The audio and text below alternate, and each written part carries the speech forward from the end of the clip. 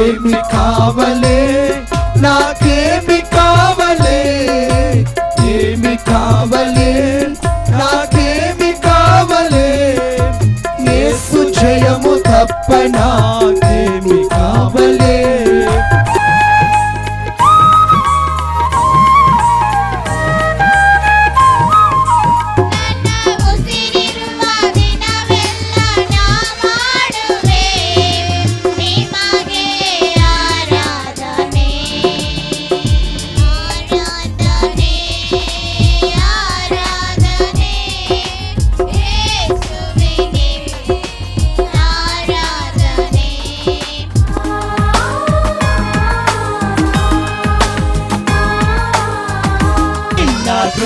ಶಾಶ್ವತ ಎಂದೆಂದು ದೇವಾ, ನಿನ್ನ ಪ್ರೀತಿಯಿಂದ ನಾನು ಜೀವಿಸುವೆ ದೇವಾ.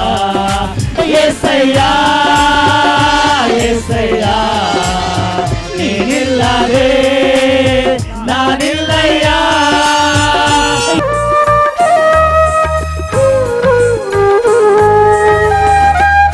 యేసు క్రీస్తు ప్రభువందిన జయమి ఎల్లవారికౌను, కోరిన ఎల్లవారికౌను,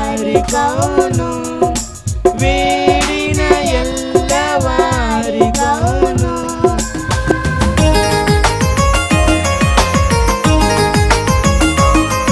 Bless the Lord, oh my soul, oh my soul, worship His holy name. Sing like never before, oh my soul, I'll worship Your holy name.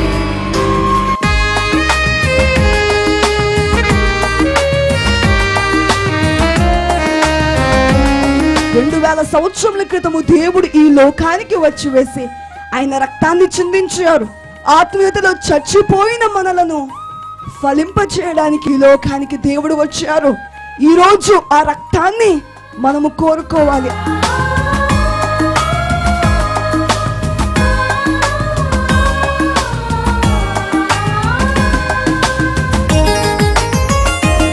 ఈ షారోను ఫలము క్రైస్తవ సంఘమునకు సాదృశ్యముగా కనబడుతుంది. అనగా క్రైస్తవ సంఘము ఎలాగా ఉండాలంటే సారవంతమైనటువంటి భూమి ఎలా ఉంటుందో ఆది క్రైస్తవ సంఘము యొక్క స్థితిని కలిగి ఉంది.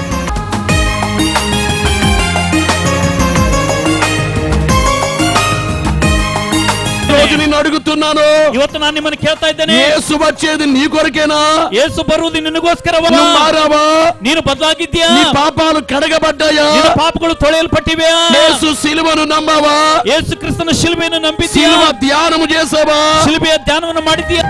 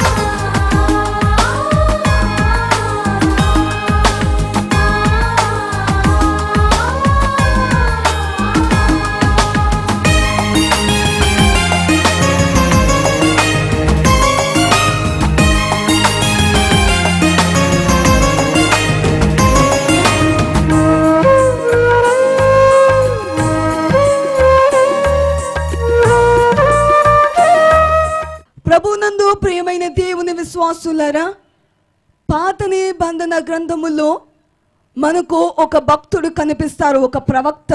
ఆయన పేరు ఇర్మియా, ఎ ప్రాఫెట్ కాల్డ్ జెర్మయా.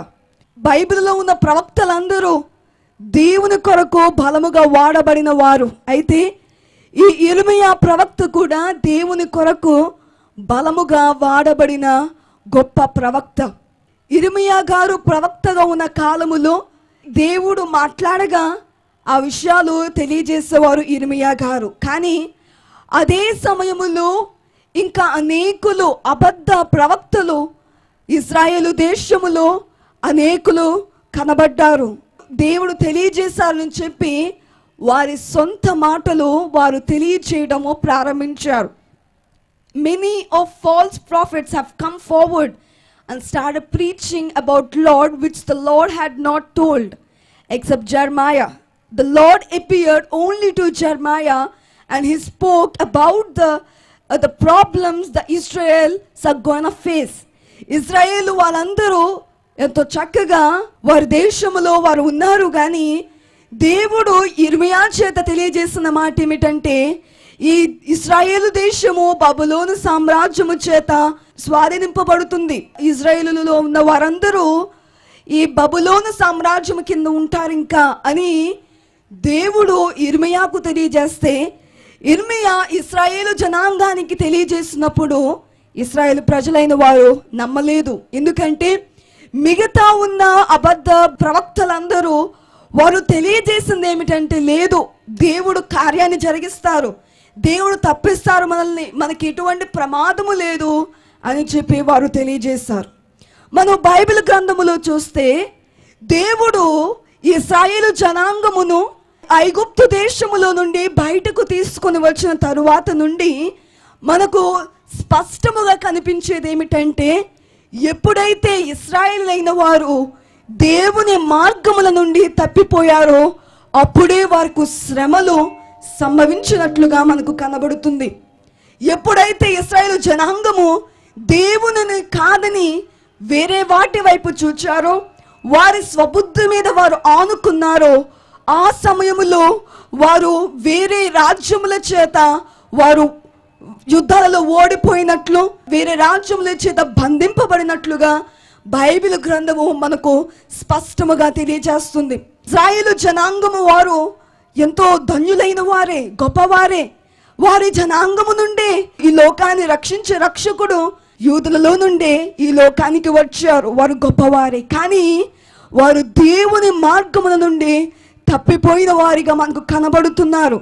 ఈరోజు బైబిల్ చదివే మనలో ప్రతి ఒక్కరూ మనం బాగా స్పష్టంగా చూడవలసింది ఏమిటంటే, వారు ఎప్పుడైతే దేవుని నుండి ప్రక్కకు వారి చూపు మళ్ళిందో అప్పుడే వారి మీదకి నాశనం వచ్చింది. కాబట్టి మన జీవితంలో కూడా మన చూపు ఎప్పుడు ఎటువైపు ఉండాలంటే దేవుని వైపే ఉండాలి.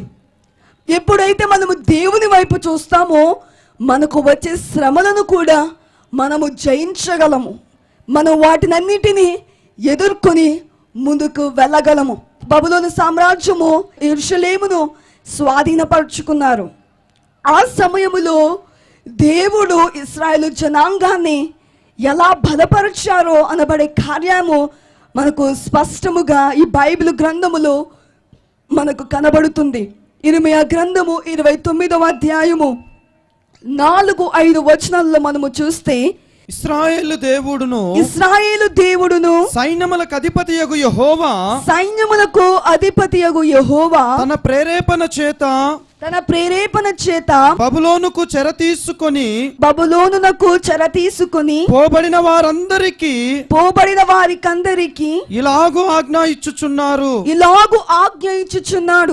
5వ వచనములో మనము చూస్తే, ఇండ్లు కట్టించుకొని వాటిలో నివసించుడి తోటలు నాటి వాటి ఫలములను అనుభవించుడి పెండిళ్ళు చేసుకొని కుమారులను కుమార్తెలను కనుడి అక్కడ ఏమీ మీకు తక్కువ లేకుండా అభివృద్ధి పొందుటకై వారు కుమారులను కుమార్తెలను కనునట్లు మీ కుమారులకు పెండ్లిండ్లు చేయుడి మీ కుమార్తెలకు పురుషులను సంపాదించుడి. ఇక్కడ ఇశ్రాయేలు జనాంగము ఈ బబులోను సామ్రాజ్యము చేత చెరబట్టబడిన కాలములో దేవుడు ఇశ్రాయేలులకు తెలియజేసే మాట ఏమిటంటే, flourish, start making your self develop. అలా కృంగిపోయి ఉండమని దేవుడు తెలియచేయట్లేదు, కానీ ఇశ్రాయేలు జనాంగానికి దేవుడు తెలియజేసే మాట ఏమిటంటే, develop, settle yourself, build houses, plant gardens, produce children. ఫలింపు పొందమని దేవుడు తెలియజేస్తున్నారు. దేనికి కొదువ లేకుండానట్లు, అన్ని అవసరములు తీరునట్లు ఫలించమని దేవుడు తెలియజేస్తున్నారు. ఈ లోకము పాపలోకము, ఈ లోకము వ్యాధుల లోకము, ఈ లోకము అవసర లోకము, ఈ లోకము భయంకరమైన మోసకరమైన లోకము. కానీ ఈ లోకములో దేవుడు మనము ఎలా ఉండాలని కోరుకుంటున్నారంటే, ఫలింపు కలిగిన వారిగా ఉండాలని మనల్ని కోరుకుంటున్నారు. ఏ విధముగా?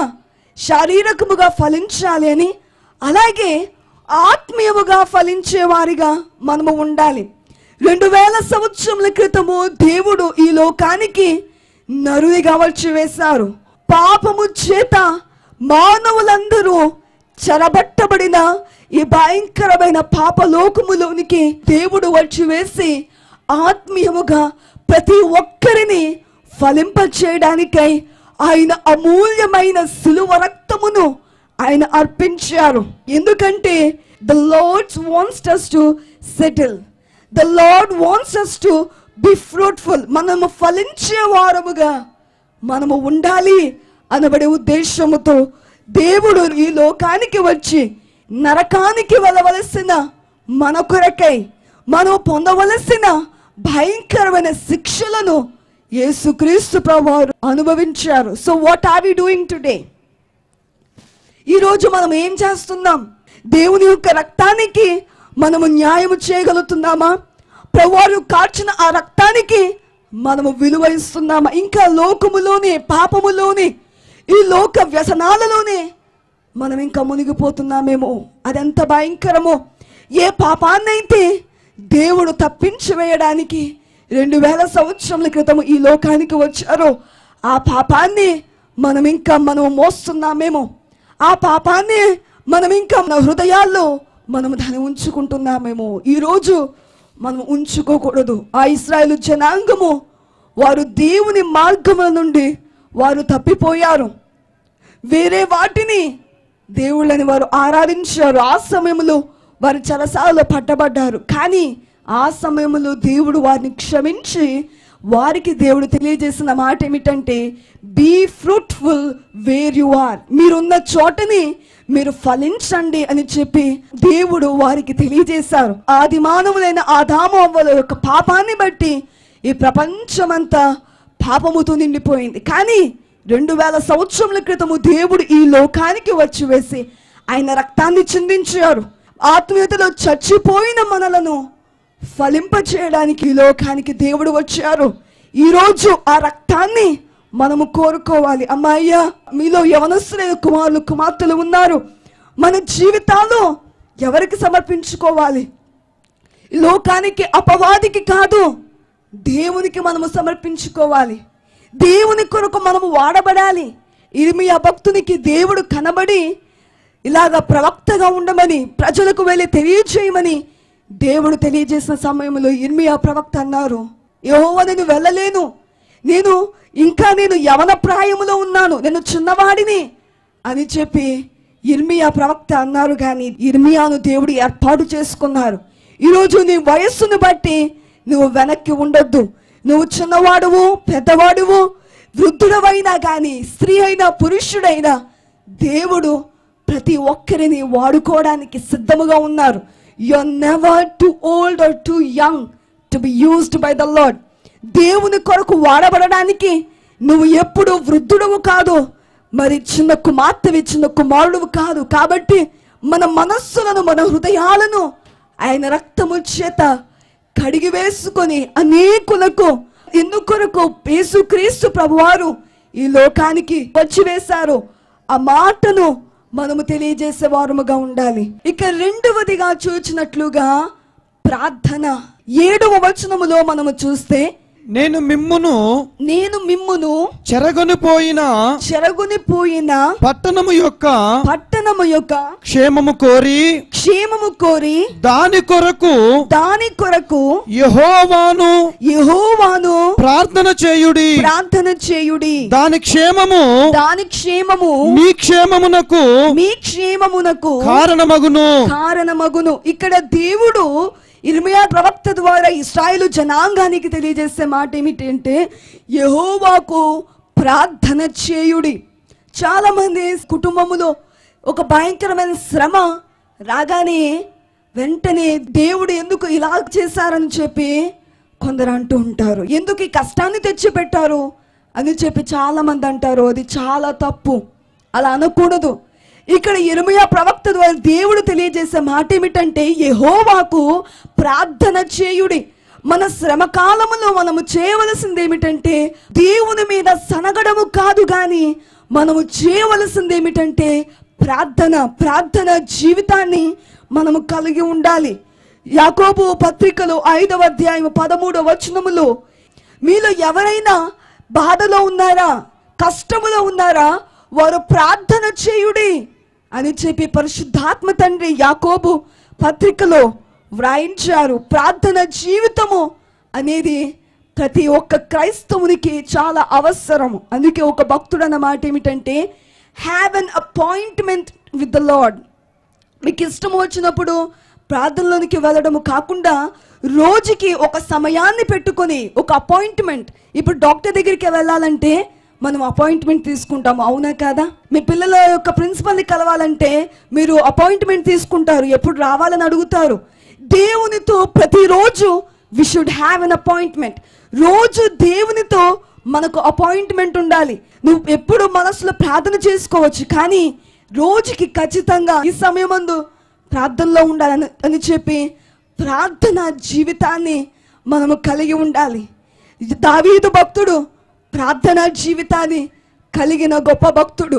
దానియేలు భక్తుడు ప్రార్థనా జీవితాన్ని కలిగిన భక్తుడు. ప్రార్థన అంటే దేవునితో సంభాషించేది ప్రార్థన. అలాగే 1938వ సంవత్సరములో దేవుడు దైవజన దేవదాసయ్య గారికి బైబిల్ మిషన్ బయలుపరిచి ఏది నేర్పించారంటే, సన్నిధి అనబడే గొప్ప విద్యను దేవుడు నేర్పించారు. ప్రార్థన అంటే ప్రపంచంలో ఉన్న వారందరికీ తెలుసు, దేవునితో మాట్లాడేది ప్రార్థన అని తెలుసు. కానీ సన్నిధి అనగానే దేవుడే మనతో మాట్లాడేదాన్ని సన్నిధి అంటాము. కాబట్టి ఈరోజు దేవుని సన్నిధిలో ఉన్న మనం అందరము ప్రార్థన జీవితాన్ని కలిగి ఉండాలి.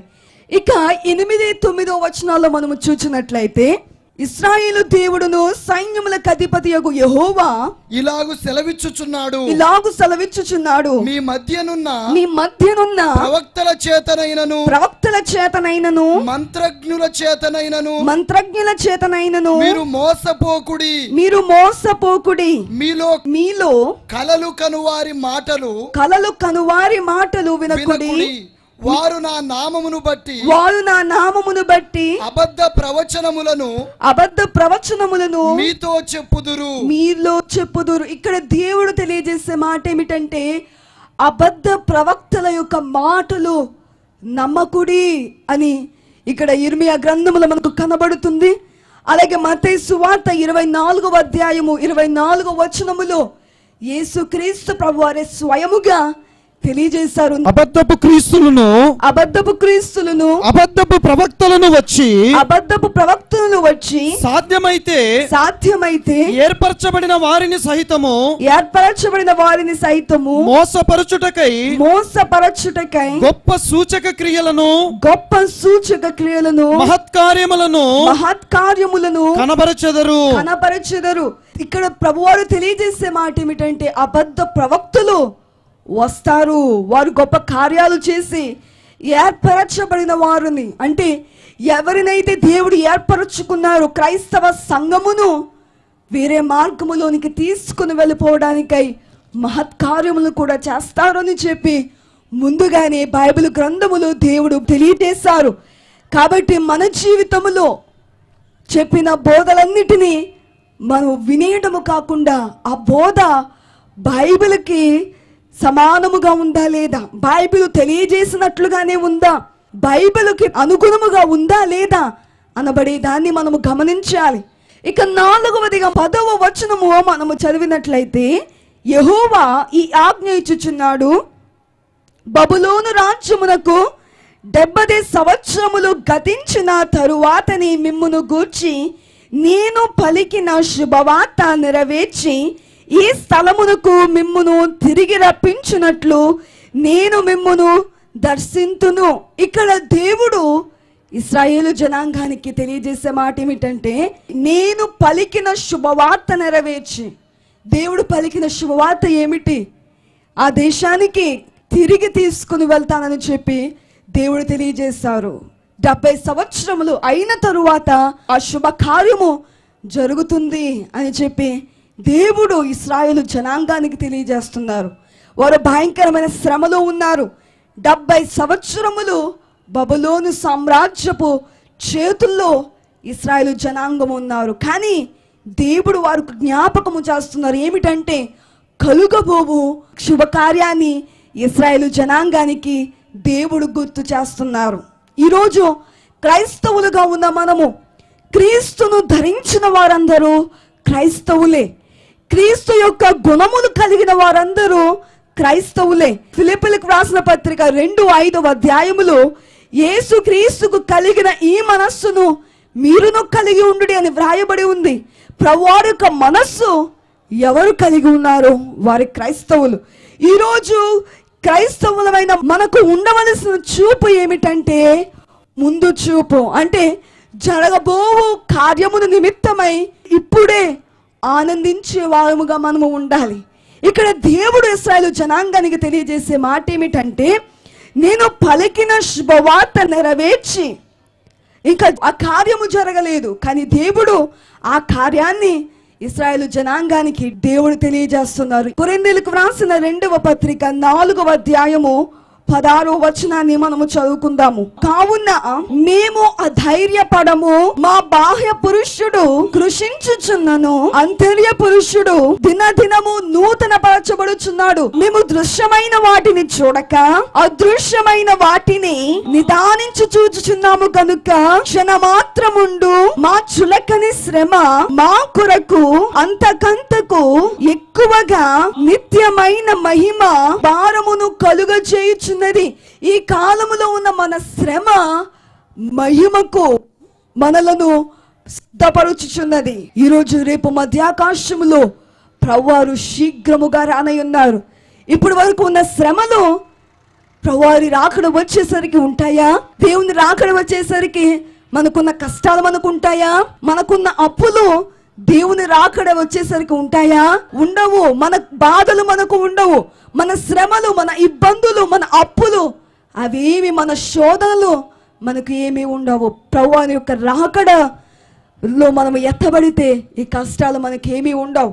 కాబట్టి మనము చూడవలసింది, మనం శ్రమలో ఉన్నా, భయంకరమైన బాధలో ఉన్నా, తరువాత దేవుడు జరిగించే ఆ బలమైన కార్యాన్ని గురించి మనము సిద్ధపడాలి. ఇక చివరిగా చూచినట్లయితే 13, 14 వచనాలు చదువుకుందాము. మీరు నన్ను వెదకిన ఎడల పూర్ణ మనస్సుతో నన్ను గూర్చి విచారణ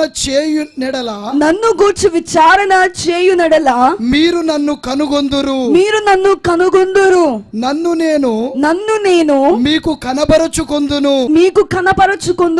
ఇదే యెహోవా వాక్కు. ఇక్కడ దేవుడు తెలియజేసే మాట ఏమిటంటే, when you seek me you will see me, when you pray to me you will receive an answer from me.